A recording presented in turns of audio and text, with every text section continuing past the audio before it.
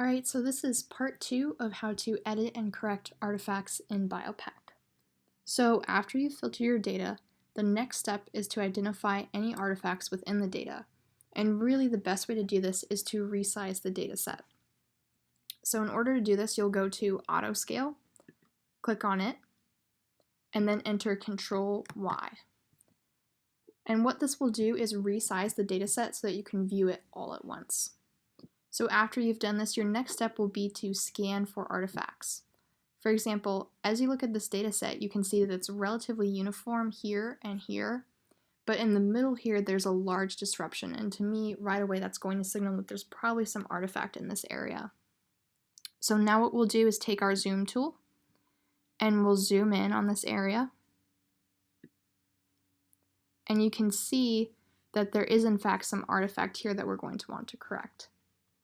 So in order to correct it, what we're going to do is edit the waveform so we can correct for any noise or any missed QRS peaks. And the reason why we're going to do this is to ensure that all of the QRS peaks are detected correctly, as otherwise we may introduce a large error into our results by leaving artifacts uncorrected.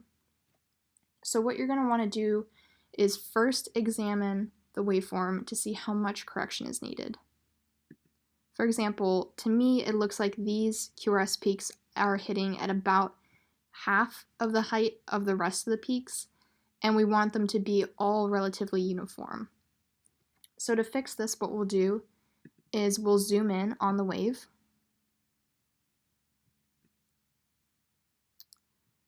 and then we'll take our I-beam tool here,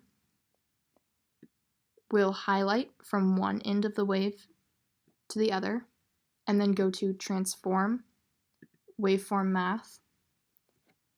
And now you'll check to ensure that the channel location for source 1 is correct, as well as the destination.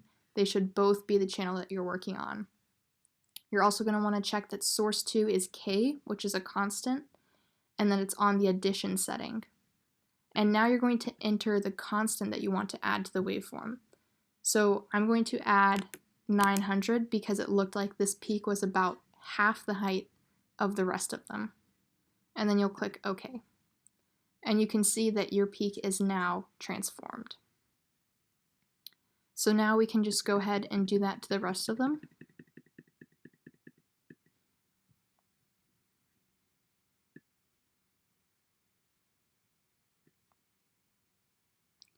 And really, this process is just a lot of trial and error as you figure out how much correction the wave is going to need.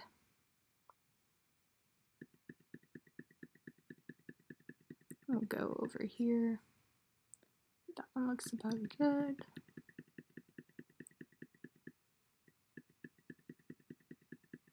And then one last wave to correct here.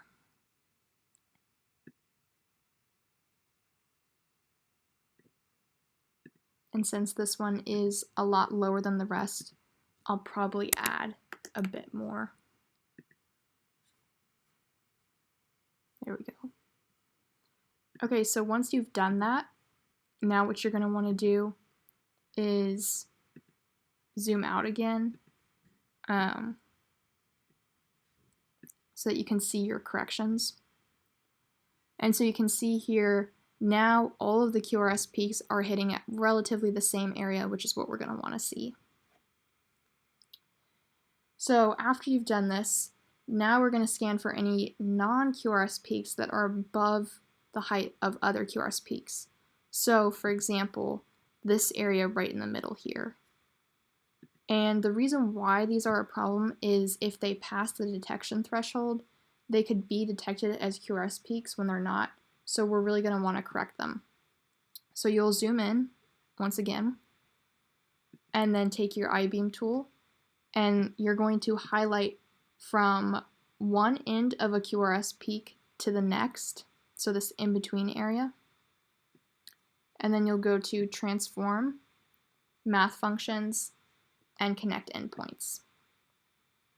So once that's done, you can see that there's a straight line now between these points, and that little noise there is no longer passing the height of the wave. So now we can zoom out one more time and just verify the changes that we've made. And you can see here the data set is much cleaner. You could also probably correct this if you wanted to, but really the things that we're most concerned about are the heights of the actual QRS peaks and then making sure that there's no line interference. So now once that's done, you're going to want to scan through for any other artifacts, and what you're going to do is just go ahead and go to the beginning and just manually scroll through the data looking for anything that stands out as an artifact or anything that needs correction. And once you've done that, then it will be time to export your data. And what you'll do for that is you'll go ahead and go to this other channel, click on it, and then go to Edit, Remove Waveform. And then what that will do is just leave you with the channel that has the edited and filtered data on it for exporting. And from there you'll go to File, Save As, and then enter your file name.